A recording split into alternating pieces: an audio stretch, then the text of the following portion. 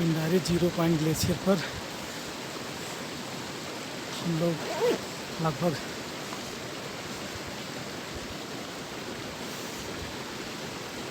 4 बजे के आसपास पहुंच गए थे। टेंट लगाया और फिर बारिश होने लगी तो हम लोग अभी टेंट में बैठे हुए थे। बारिश रुकने के बाद में यहाँ पे व्यू खुल गया है। 2 कैप से आप अंदाज़ा लगा सकते हो कि यहाँ पे ठंड कितनी है। सामने ये है आपका पिंडारी टेंपल, पिंडारी ग्लेशियर, और ऊपर ये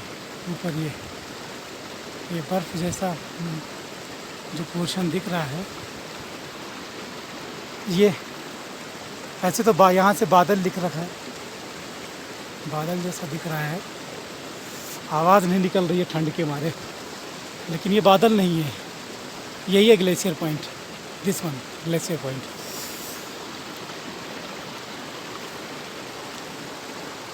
कसम से यहाँ पे आने का जो आनंद है, 12-13 किलोमीटर ट्रैक के बाद में आपकी बॉडी में एनर्जी लेवल तो 0 हो जाता है, लेकिन यहाँ की जो खूबसूरती है वो अतुलनीय है। और सामान्यतः लोग फुरकिया से आकर के 0 पॉइंट साइट सीइंग करते हैं, फिर वापस चले जाते हैं, बट हम लोगों ने इधर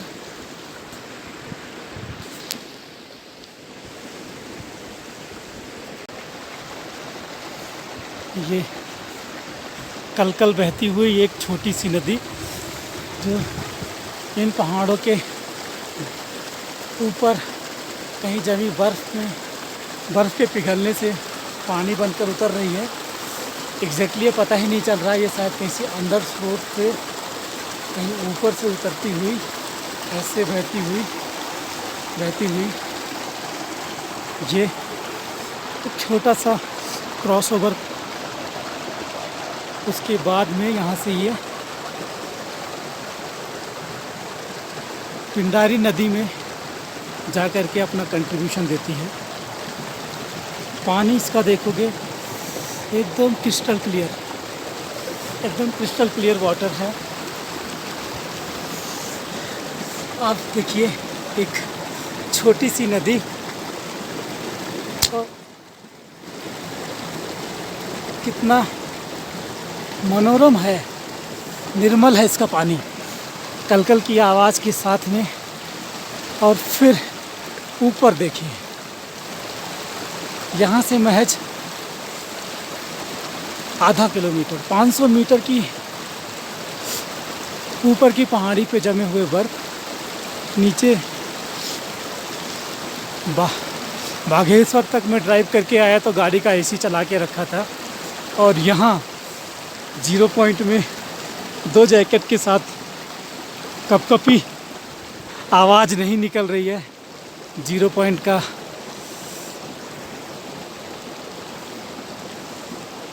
ठंड,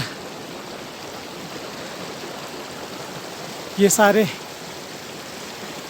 ये देखिए आप यहाँ से गेस कर सकते हैं कि ये कितने पास जमे हुए बर्फ़ हैं। और सच बताऊं तो वीडियो शूट करने से मुझे लग नहीं रहा है कि वो जस्टिफाई हो रहा है क्या खूबसूरती है। वो एकदम क्रिस्टल क्लियर दूध जैसे हो रहे बर्फ़, उसको कैमरा तो जस्टिफाई नहीं कर पा रहा है, एटलीस्ट मेरा कैमरा तो जस्टिफाई नहीं कर पा रहा है।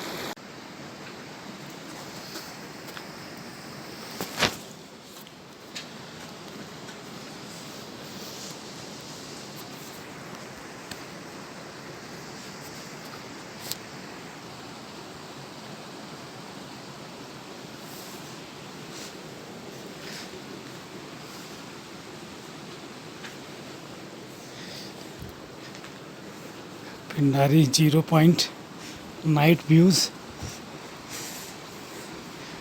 ऊपर हिमालय, अभी बर्फ़ तो नहीं दिख रही है, यहाँ पे हमारे हैं कैंपिंग बैग्स।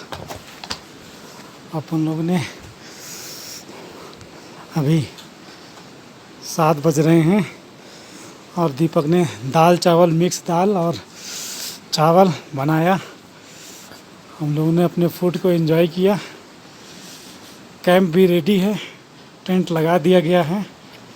7 बज रहे हैं और 7 बजे के आसपास ही हम लोग ने अपना डिनर निपटा करके कुछ देर खुले आसमान में चांद को और चांदनी रात में ढके हुए बर्फ़ को देखेंगे। चोटियों पे पड़ी हुई बर्फ़ को देखेंगे, फिर जल्दी सो जाएंगे सो दैट सुबह जल्दी 5 बजे उठ करके फिर 0 पॉइंट जो यहाँ से लगभग 1 किलोमीटर के अंदर ही है डिस्टेंस, वहाँ जा कर के और क्लोजली ग्लेशियर को देखेंगे। सो अभी के लिए अलविदा दोस्तों।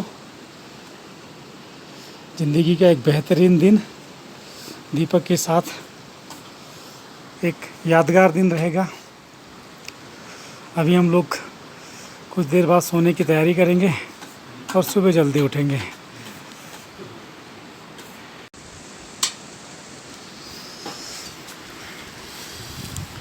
बाकी अभी तो कुछ नहीं दिख रहा है इसमें। फ्लैश जलाओ। फ्लैश तो ऑन किया है मैंने, साला क्यों नहीं आ रहा है? यहाँ से नहीं हो रहा है। फर्स्ट फ्लैश ये है, फ्लैश दिखा रहा है। ये तो ब्राइटनेस है। इसमें मोबाइल में नहीं आ रहा, मेरे उसमें तो आता है। अच्छा, आपका बड़ा मोबाइल में आएगा फ्लैश। हाँ उस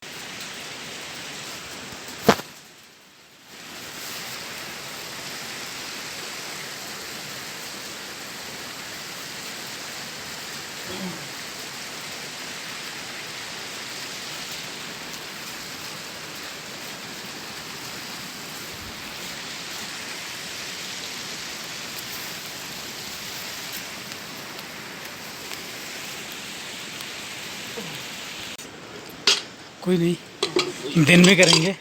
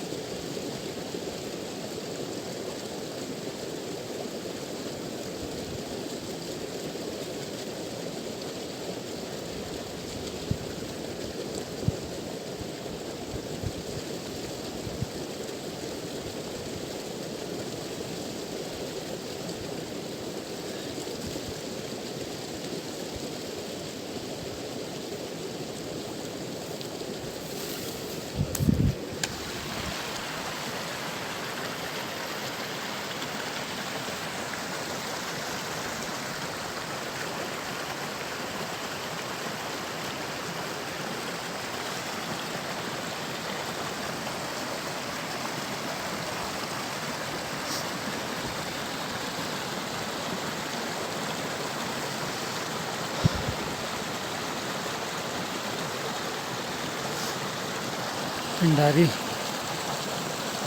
6.13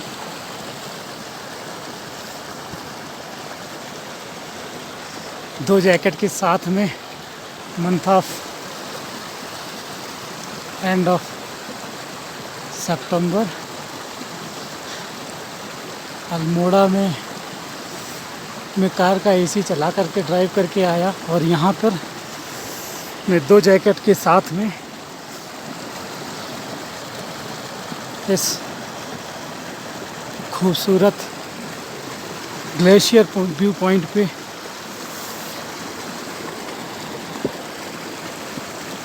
पिंडारी ग्लेशियर, जो कि ये वाला पॉइंट है, ये वाला पिंडारी ग्लेशियर पॉइंट पे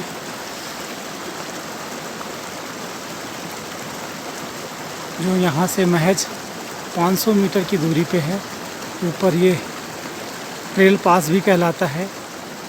मुझे बहुत ज़्यादा आइडिया तो नहीं है इसके बारे में, बट कहते हैं कि यहाँ से क्रॉस करके कुमाऊं से गढ़वाल का कनेक्टिविटी आ जाता है। और वो देख पा रहे होंगे कुछ कैंप्स, छोटे छोटे टेंट लगे हुए हैं।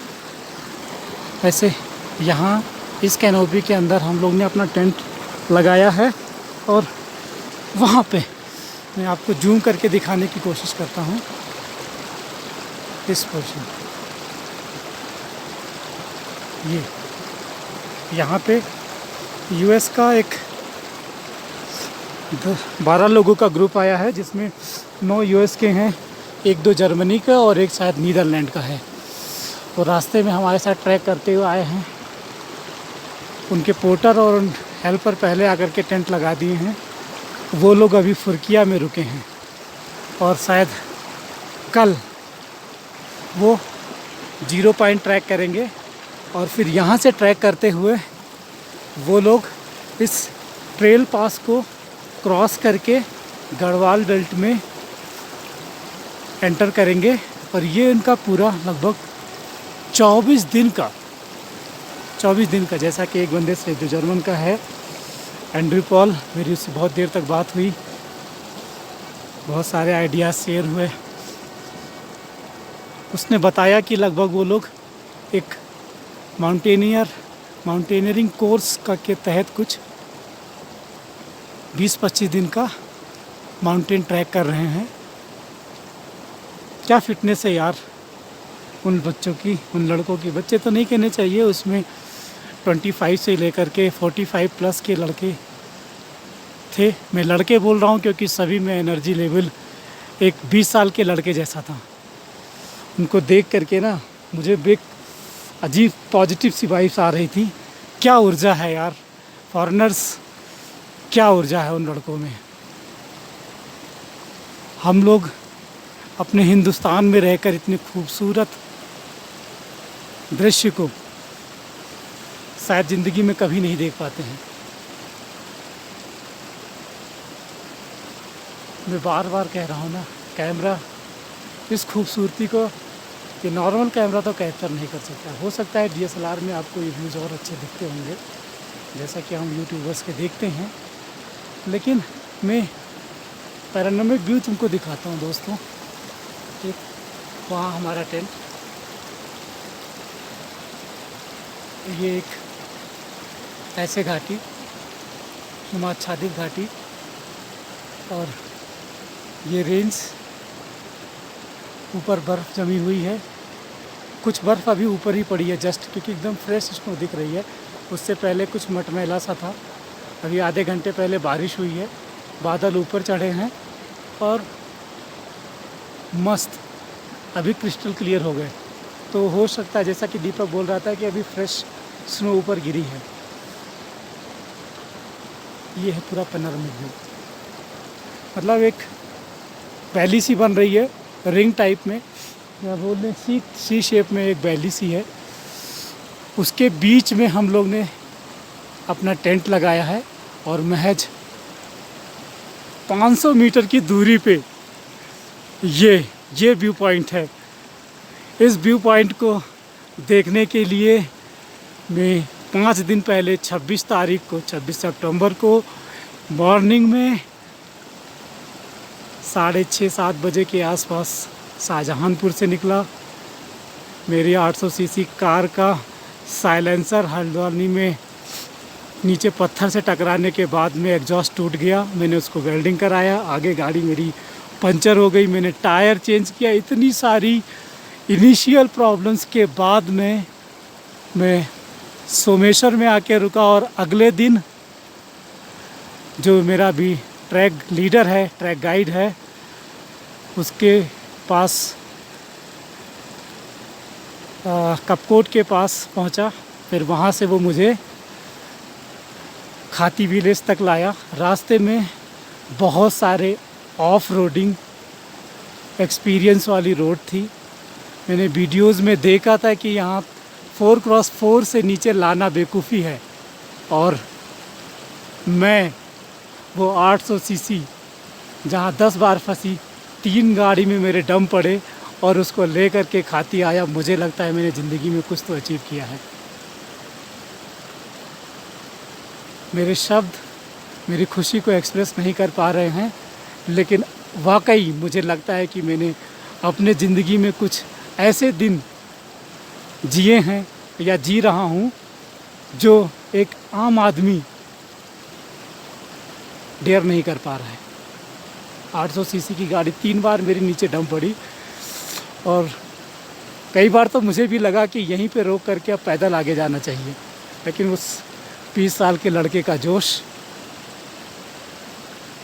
और थोड़ी मेरी अपनी समझदारी कैसे कैसे करते हुए मैं 4-5 ऑब्स्टिकल्स को निकाल करके कुछ लोगों के धक्के के सहारे खाती तक पहुंचा था। तब मुझे लगा कि ये मैं कर सकता हूँ। शायद अभी चांद निकलेगा। इनफैक्ट आप इधर की पहाड़ी पे देखेंगे तो बर्फ़ धुंधली हो रही है, बट यहाँ पे देख रहे हैं तो चमक रही है। कदाचित इसलिए क्योंकि इस माउंटेन के पीछे इस माउंटेन के पीछे कहीं पे चांद निकल आया है,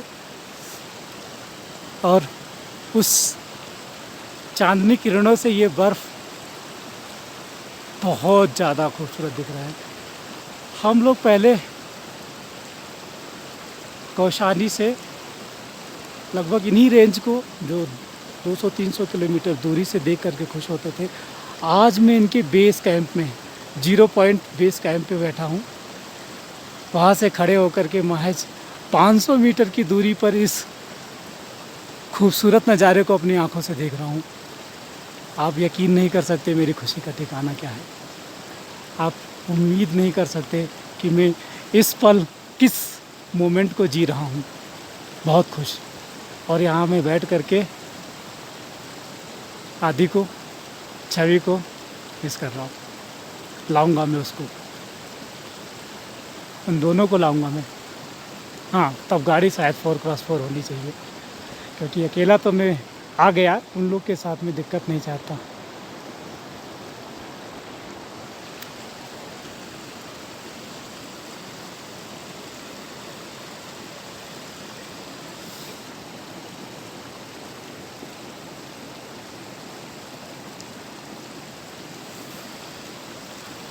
तेरे वास्ते